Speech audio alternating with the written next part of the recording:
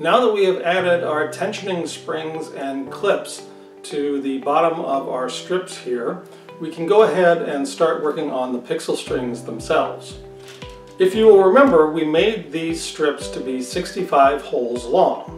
Now if we subtract one for the top, which is of course where it's going to hook into our hook head, and one for the bottom, which is where we have our tensioning spring, that would leave us 63 available holes for pixels.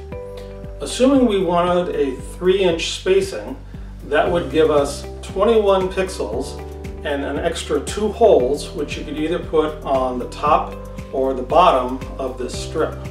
But I wanted to both maximize the number of pixels I was using out of my strings, as well as I didn't really like the look of having 2 extra holes that were unused at either the top or the bottom.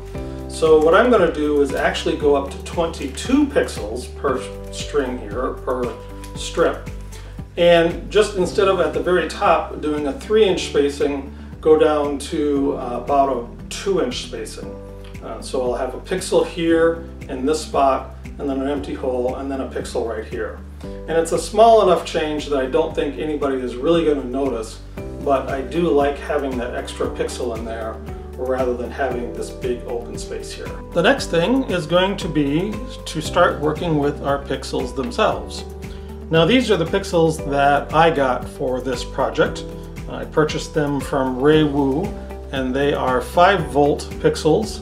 They come 50 pixels to a string, which will work out rather perfectly in this case.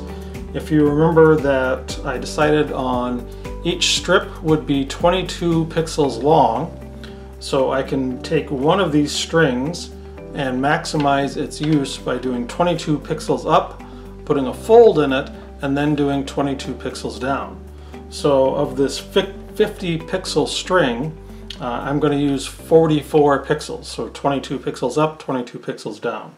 So the first thing I'm going to do is go ahead and trim off the extra pixels from this string, along with the connectors that it comes with, because I'm going to add my own connectors.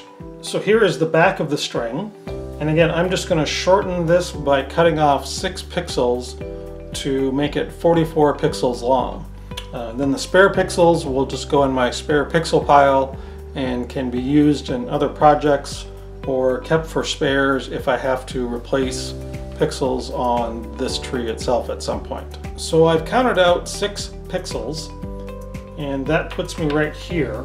So this is the wires that run between the 6th and the 7th pixel, and I want to cut this right in the middle as close as possible so that I still have some leads on either side of either pixel that I can use to solder to. So let's talk connectors for a minute. For my input to the entire tree and my output, if I was going to eventually chain into some other type of pixel prop, I'm going to go ahead and use these standard round connectors that, again, I've been getting from Raywu to have as my inputs and my outputs. But when I go to connect between the strings themselves, I thought I would try something a little different this year. Yes, I could go ahead and use these connectors. There's nothing wrong with them, they're waterproof. I could cut the lengths down with them because they do come quite long for what I need. But they do take a little time. Now most of us have used these little 2-pin DuPont connectors for power injection when we do our power injection on our pixels. They also make these connectors, which are waterproof by the way, in other pinout varieties as well, one of which is a 3-pin variety. So I thought I would try using these 3-pin DuPont connectors to connect between my pixel strips on this tree rather than these larger round connectors. So on my very first string into my tree, I'll need to go ahead and add this round male connector. On my very last string out of the tree, I will need to use this connector, But then in between each string, I'm going to use these multi-pin DuPont connectors.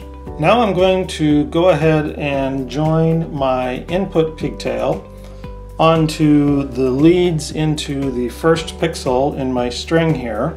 And I'm going to start by stripping back the wire, which I've done, and then I'm just going to quickly tin these ends with the soldering iron, as it'll make it easier to solder them to the pigtail.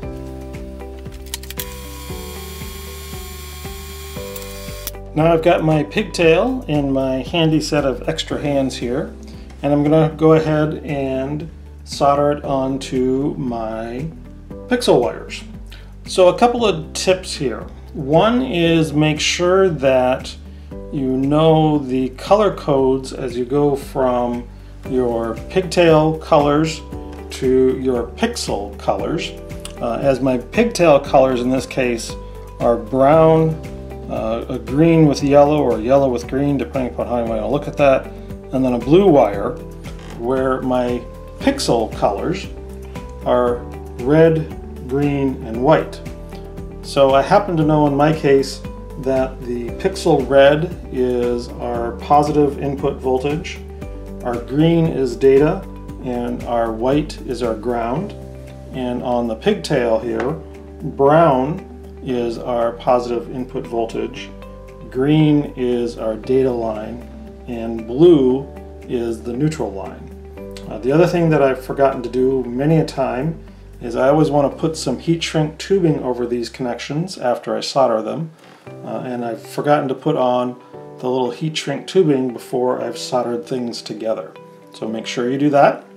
One final tip that I've found is that if your pigtails come pre-tinned, which is what these did, it oftentimes will help, because that solder and that tinning is going to be very cold, to go ahead and use your soldering iron to heat that up as if you were going to tin it, but just to get some residual heat into it will make this process much easier of soldering these ends together.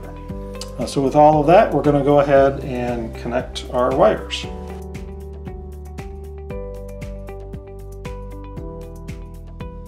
There, I've just gone ahead and soldered on my input pigtail to my pixel string, so I will just go ahead and slide up this heat shrink tubing over these solder points, and then I can shrink all of that down. So here is the last pixel in this particular string. So this is pixel number 44, and as you remember, we went up 22 pixels, we did a fold and came down 22 pixels to right here. Now at the top of the string, the two strips of pixels are close enough together that I don't need a connector there. I can just leave the string wired from the factory because they're close enough that I don't have to extend any wiring to bridge that gap. On the bottom end, however, is a different story. Because if you see, I only have this little bit of lead that's coming out of this pixel, which is not going to be long enough to get me to the start of the next pixel string and set of pixel strips. So I have to extend this. And to do that, I have this 3-core wire here, pixel wire, that I've got from other projects. And I've just cut a small strip of this, and I'm going to solder this onto the end of this pixel here to give me a little bit more length for an extension.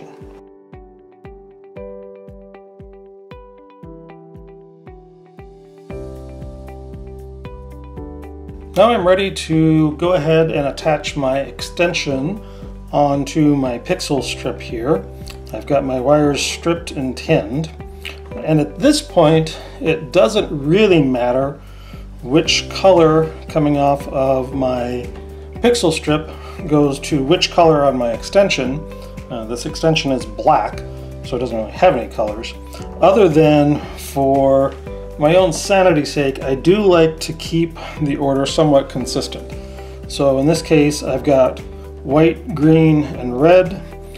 So I'm going to want to make sure that I follow the same when I attach to this lead here, primarily so that the green goes in the center.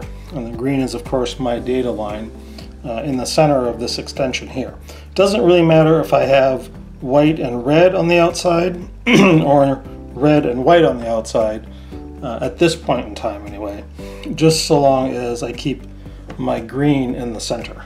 There, and like before, I'll just slide this heat shrink tubing up to cover up these solder connections and shrink that all down.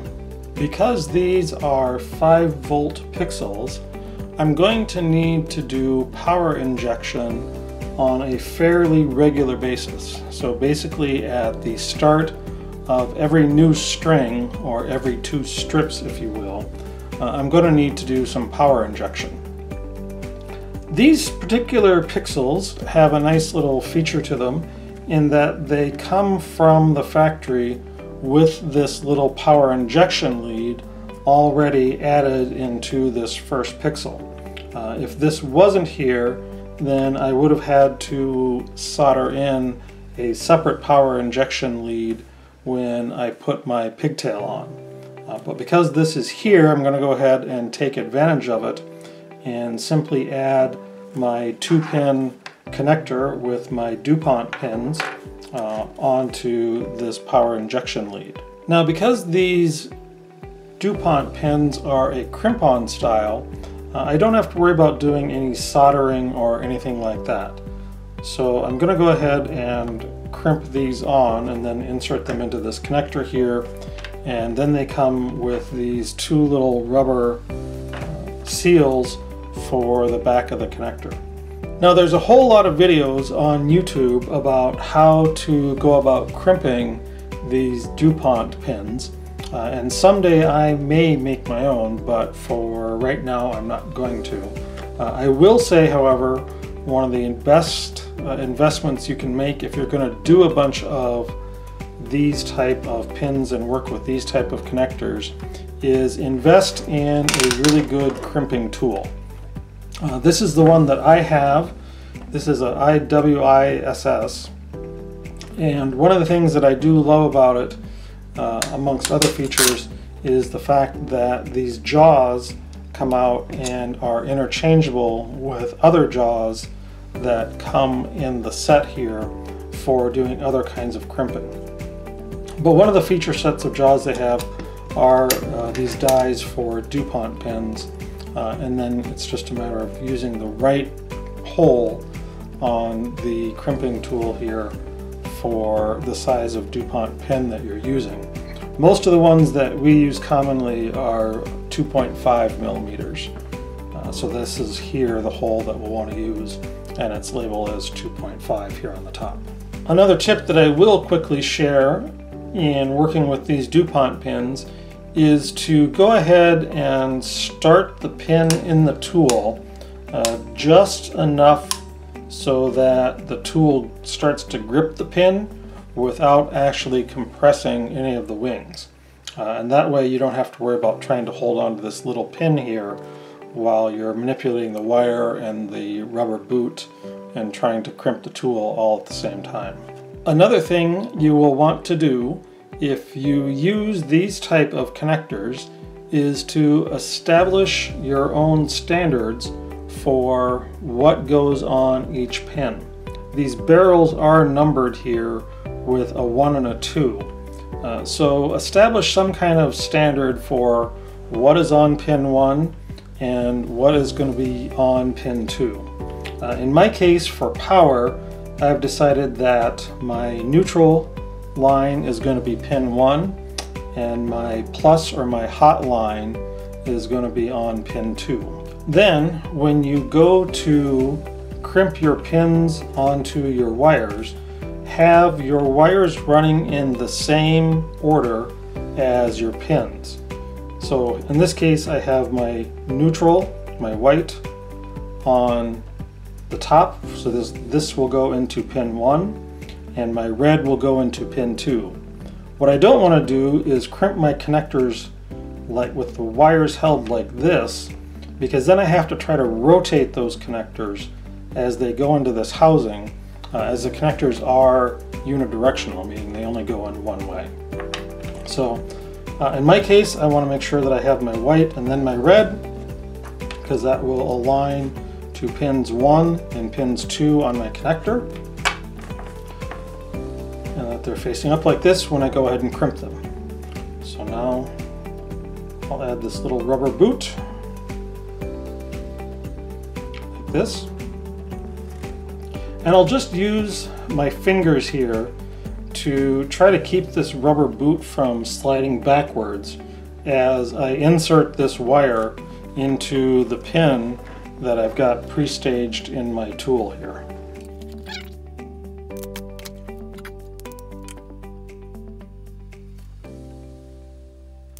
And here I have my 2 pins crimped onto the ends of my wires.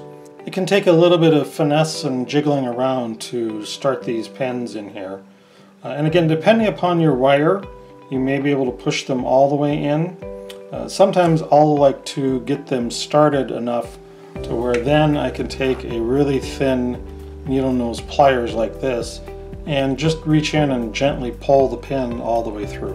Once you assemble these, you cannot unassemble them. And like that, I have my power injection connector attached to my string of pixels. And now I'm ready to add my connector onto the other end of the pixel string. So this is the output side. This is the last pixel, or pixel number 44, in this particular set of pixel strips. And this is where we added that little extension onto it. And onto that, we're going to add a 3-pin connector with these little DuPont connectors.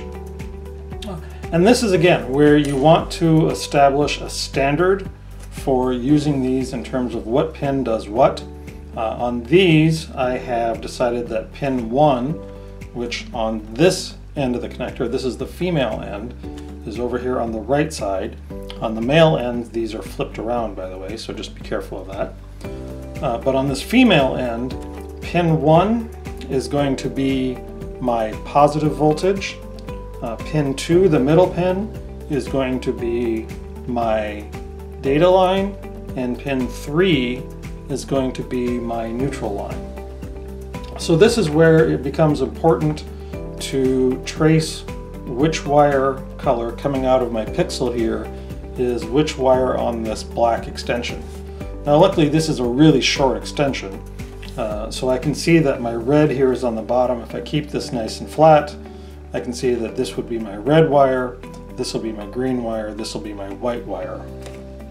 If this was a longer cable, then I would have to resort to other means to identify which wire was which color here off of my extension. But same rules apply to this 3-pin connector as we just did to that 2-pin power injection connector. I want to make sure that my colors line up with my pins. Like I said, in this particular case on the female ends, pin 1 is red, is on the bottom, green is in the middle, white is on top in this case. The other thing is, when you're doing these, if working with these connectors, make sure that you use the correct connector on the correct end. I've done that several times now where I've actually accidentally put the wrong connector on the wrong end, and the only thing you can do is to cut it off and start over again. So double check your work before you do it. But now we're just going to go through the exact same process to add our pins to the ends of our wires here. Again, I don't need to do any soldering, it's just a crimp system, and then I'll insert them into this connector here.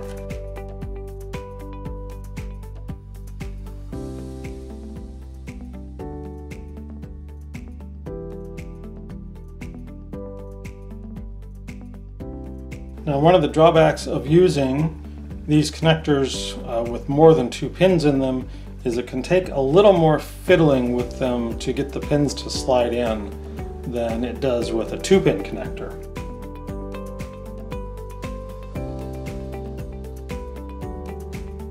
But eventually you coax it enough and the pins will slide in, and then we'll just add this little locking tab to it. And there is our completed connector. So this is our first pixel string with our primary input into the entire string here with this connector. We have a power injection port here, and then the output to our next string on this connector. So for the very last string of pixels in our tree, we would basically do the very first thing as the first set of pixels, except that this time we're going to add this connector on the output side of our string, and then use a 3-pin male connector on the input side of our string. Here is our completed pixel string. So we have the input side of the string, or the beginning of the string. This is pixel number 1 right here. And then we have our input connector, our male connector, the 3-pin connectors that we're using here, along with our power injection port. And then on the end of the string, this is pixel number 44, I've added my pigtail for extending this to another pixel prop, if I was going to do that, which is where I use these round connectors. And if you'll notice that on the end of the string, I did not have to extend this wire at all because of the length of this particular pigtail here, unlike on the beginning of the string where I added this little black 6 or 7 inch extension. Now we'll go ahead and build the pixel strings that are in the middle of the tree. And on these strings, we're going to go ahead and add these extension lines again to both the front and the back of the pixel string. And then we'll put our 3-pin connectors on each end of these as well.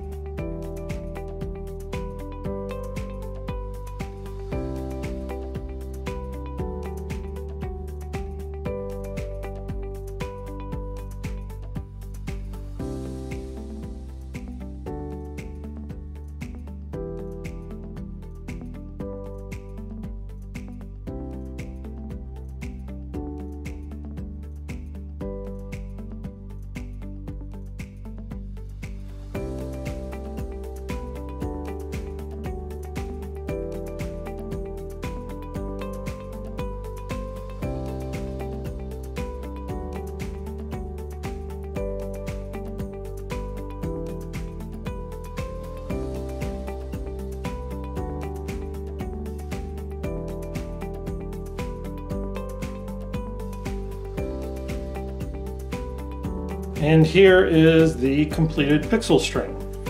We have on the input side, or pixel number 1 here, our 3-pin connector along with our power injection port. And then on the output side, pixel 44, we have our 3-pin output connector that will connect to the next string in our sequence.